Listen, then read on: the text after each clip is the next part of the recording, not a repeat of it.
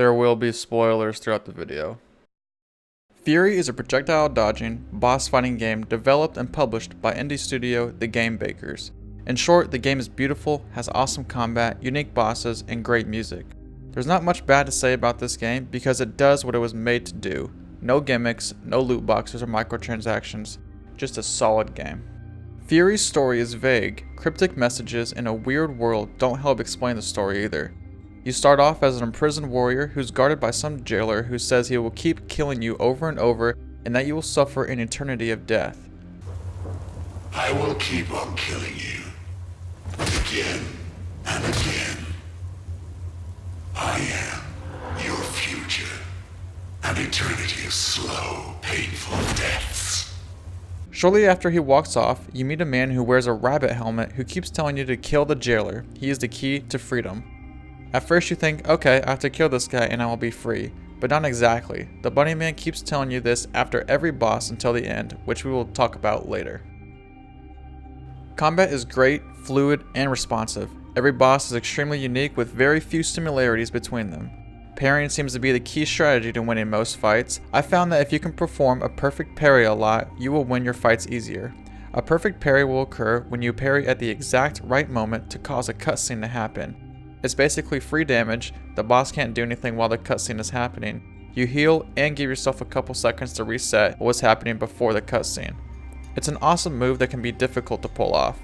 Besides that, you have a pistol at your disposal that has an automatic or charged shot function.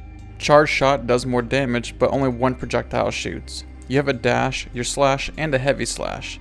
You don't have much in terms of combat, but it is enough to fight, and the limitations on your moveset make it a more challenging game. The real challenge though comes when you are dodging the boss's mechanics. Every boss has a certain amount of lives, but for all intents and purposes, these are just different phases of the fight, with every phase getting progressively harder than the phase before it. Most bosses have an average of about 4 to 5 phases. To even out the hard phases, the game gives you 3 lives to start with. If you die during a phase, you lose a life, and the phase you are on resets. The fight does not reset. The fight only resets when you lose all of your lives. You can gain a life by advancing to the next phase, which is done by taking the boss's HP to 0 for a current phase. The game can feel forgiving, however you can have no more than 3 lives. Once you kill the boss on his last phase, the fight is complete and you progress to the next boss, which brings me to my next point. While progressing to another boss, the game gives you an auto walk function that you can choose to use to walk to the next boss. During this walk, the bunny man feeds you more cryptic messages to try to hint the player on what the story is about. But all I got from it was that we are trying to escape the prison, and the only way to do that is to kill the jailer. I wish more was in between each boss, however the game is a boss only game so I can't fault them for it. But I would love to see a Furi 2 with maybe a more open world with actual levels of mobs. But that's neither here nor there. The walk in between bosses gives you a good scenic overview on what this next stage is going to be. Every area is unique, just like the bosses that inhabit them. The artwork is beautiful and portrays the game well.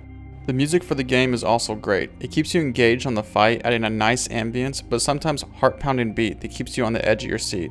It isn't distracting and complements the boss fights very well.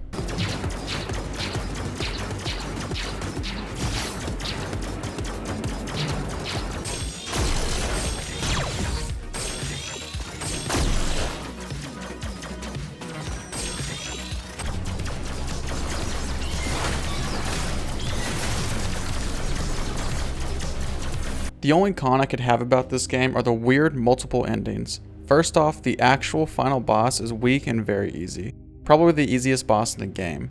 But it's possible you don't even make it to this boss, or it's possible that it's not the final boss.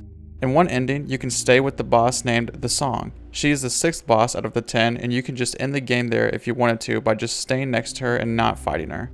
The other 2 endings happen after you defeat the last story boss, where you're transported to the real world where credits start to roll.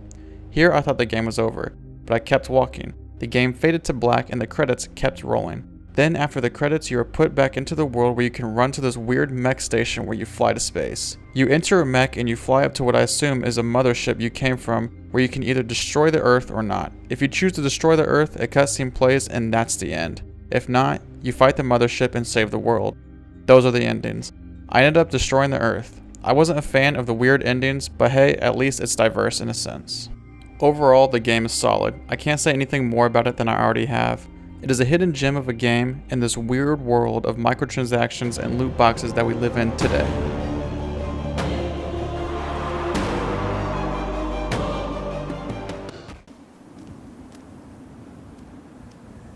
You are not who you were when you first landed out there. We all have choices to make. We all have to decide what's worth fighting for.